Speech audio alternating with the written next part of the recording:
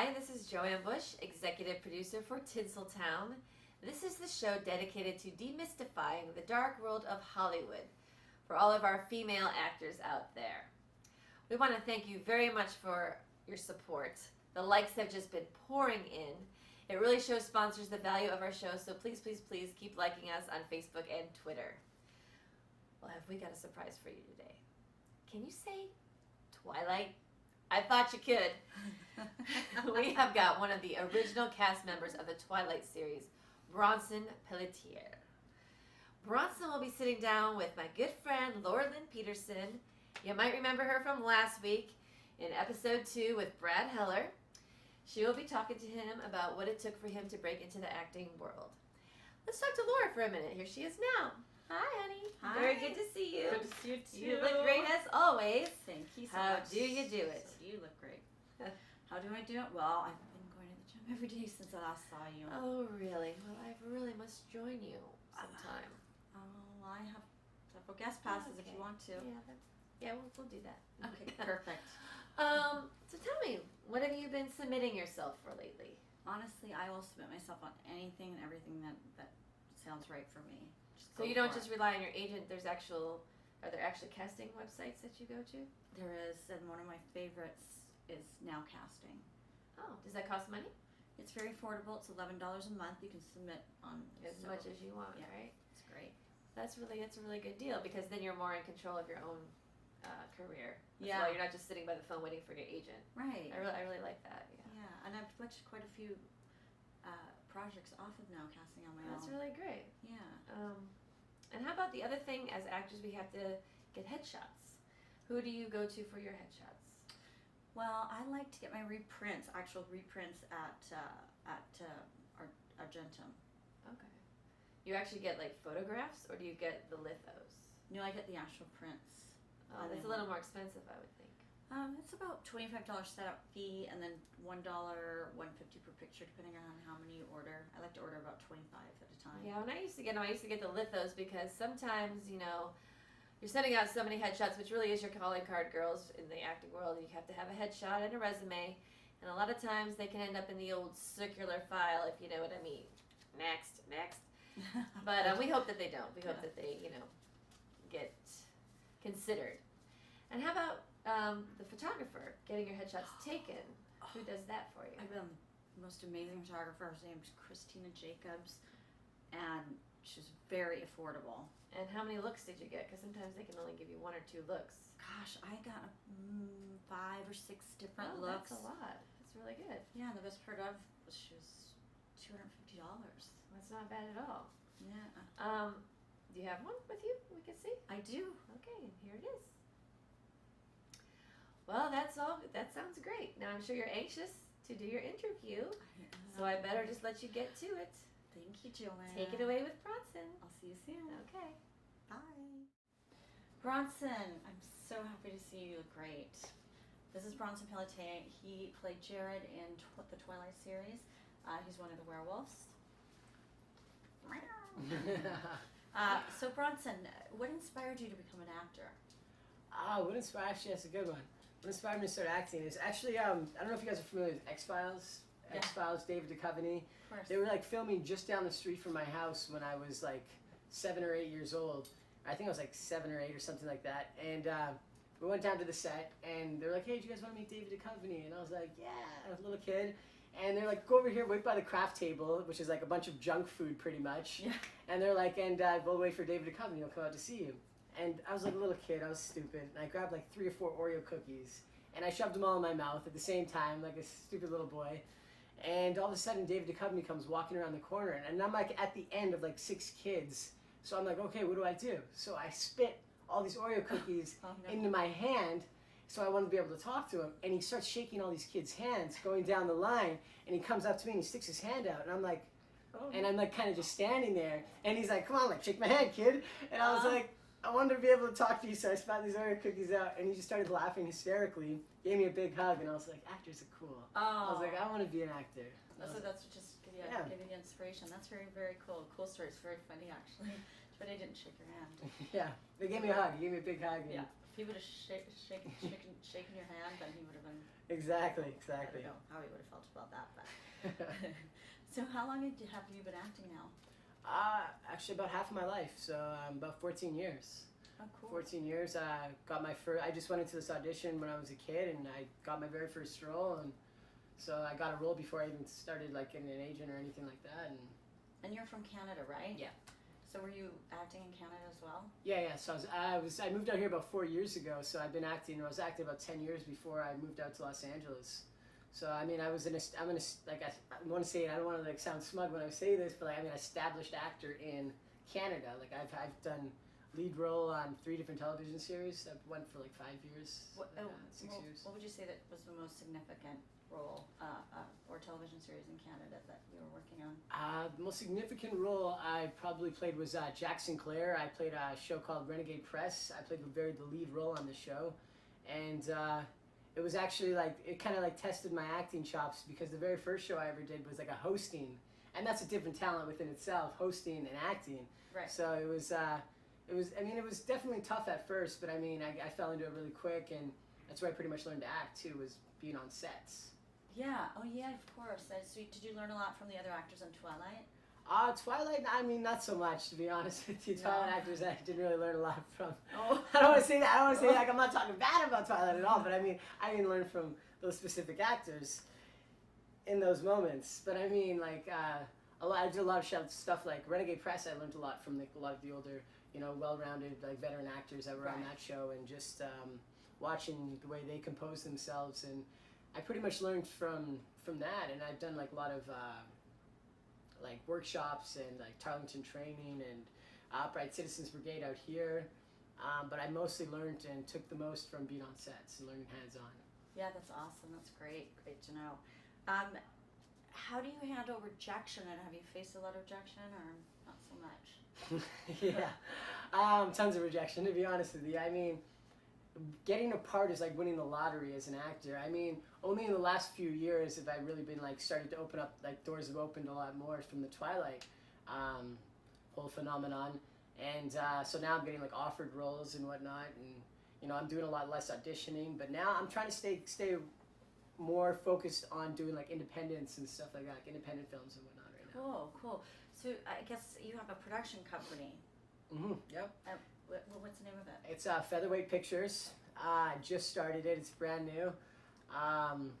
And we're actually filming our first movie. We're in pre-production right now, and we're actually about to start filming our first production called The Sun That Refuses to Shine. And what genre is that?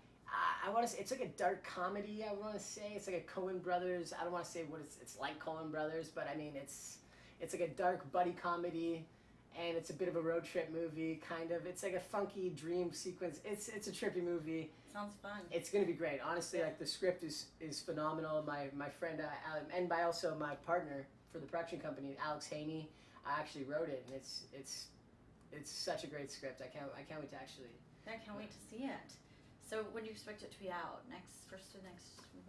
We're hoping. I mean, we want to start taking it to festivals by the end of this year. So I mean, probably early next year, maybe. Yeah, cool. Mm-hmm. Awesome. Okay, now to get back to Twilight, do you still talk to any of the actors from Twilight? And if so, who's one of your favorites? Oh, I mean, I don't want to say any favorites or anything like that, but I mean, I talked to like Daniel Cudmore. He was in the new X-Men. He plays Colossal. Boo Boo Stewart's also in the X-Men. He plays one of the guys from X-Men. And I mean, like Charlie Bewley. I think he's doing Nashville right now. He just did a show called Vikings. I talked to a lot of them. Alex Merez, Kiowa Gordon. He's on that new show with Red Road with Jason Momoa. I talked to a lot of them. Gil Birmingham. Oh, cool. So you stay in close touch with them. That's awesome to hear. Mm-hmm. Now, when you go out, do you get treated any differently than you used to? I'm sure you do. I mean, some places, but I mean, I was saying something to you earlier. I mean, like Los Angeles, and we'll say New York, for instance, or Los Angeles, they don't care. Nobody cares that you're an actor. They're like, whatever. But if you go more towards like Middle America, and everybody's like, well, like somewhere like Ohio or something like that, then they're like, ah. And what about when you go back home to Vancouver? Not so much. Nobody cares on the East Coast or West Coast, really. Yeah, it's a big city. I'll get randomly noticed by. I get noticed in Canada more about a show Renegade Press than I do for Twilight. Right. Mm-hmm. Right. So that's awesome then that you've got so much going on. Talk about finding an agent. How difficult was that for you? For me, personally, my experience in finding an agent was actually, I already had 2 TV shows under my belt in Canada before I even started.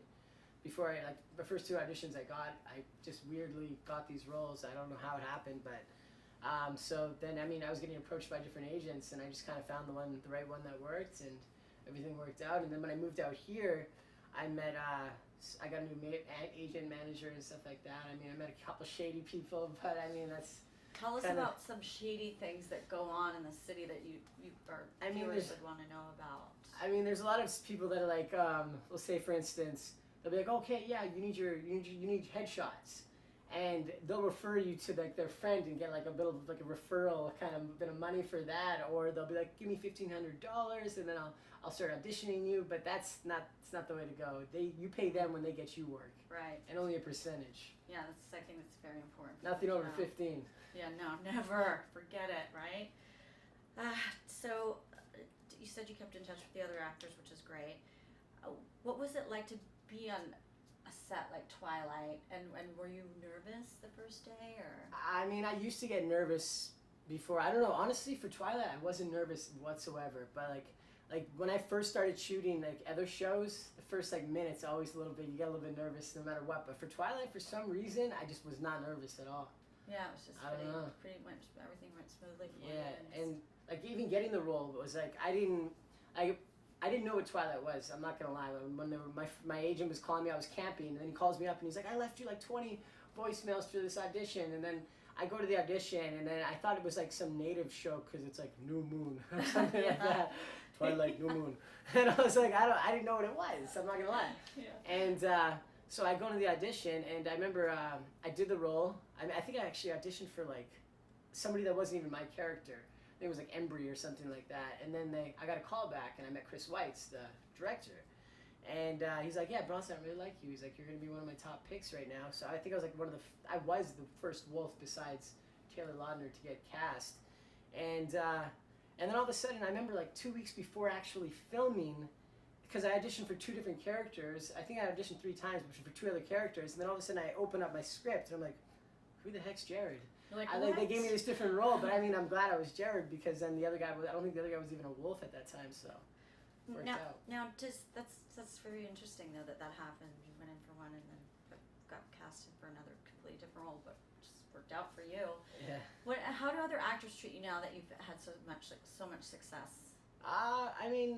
Some are cool, some are, some can be bitter, but everybody seems pretty chill. Everybody's pretty cool about it. Yeah, they're happy for you when you book stuff if they're your true friend, right? Yeah, exactly. Right. But I gotta tell one more story about tell us. About Twilight. I remember when I first got, my manager was like, after I got the role, he's like, Bronson, he's like, it's gonna be cut off sleeves. So all I'm working out is just my arms, like my glory muscles, right? And I was a little bit chubby, I'm not gonna lie. I was like the chubby wolf. I always go back to that. I was like the chubby wolf.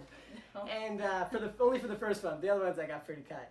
But I remember all of a sudden I was just working out just my arms, and all of a sudden I remember I go into when we were at the production office, I was going for a wardrobe fitting.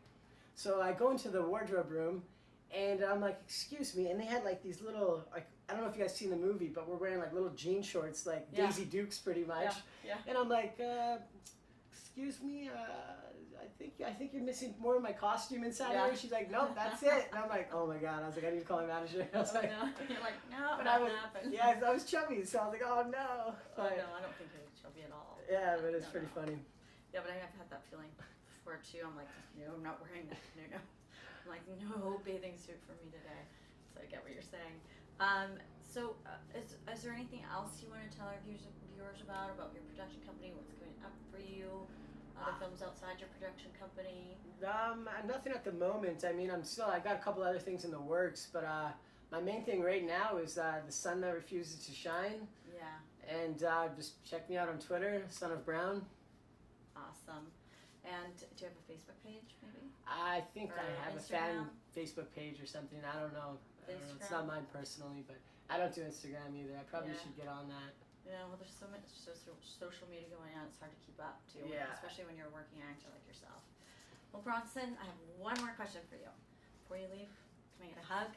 Of course. Oh, thank you so much for coming. It's so good to see you. It's always a pleasure. And good luck with all your future endeavors, and keep up the good work. Thank you for having me. Thank you. I didn't get a hug. Okay, ladies, well, that's a wrap for this week. By the way, I like to submit myself to now casting once in a while just to see what it is that you ladies go through out there when you're trying to land gigs. Surprisingly enough, I've got a few stints on Sex Sent Me to the ER for the Learning Channel and also some print gigs. So if I can do it, you can do it. Perseverance is key. Guess what? We're going to have our first 2 episodes on Amazon.com. We're going to call it Volume 1 of Tinseltown, so check that out in a couple of weeks. There will be some bonus footage and other little hidden surprises. Please be sure to like us on tinseltowntv.net and Facebook and Twitter at TinselTV. And of course, on the HerTube station that is sponsoring us, hertube.tv/Tinseltown. That's a mouthful. All right, listen, if you're feeling down in the dumps, just do something about it. Maybe change the way you look. You can change your hairstyle, change your hair color. Laura Prepon from that 70s show did it for Orange is the New Black. She's now got black hair. And even Amy Teagarden from Starcrossed, she changed her look and landed more roles. So remember, when they're rejecting you, it's not you personally. You are a product, a brand, like Pepsi. That is a brand. Not everybody likes Pepsi. Some people prefer Coke. Sometimes you just want to change your brand to suit the taste of the industry. And that's it. So until next time, Mark Twain said, whether you think you can or you think you can't, you're right. Until next time, this is Joanne Bush signing off for Tinseltown. God bless.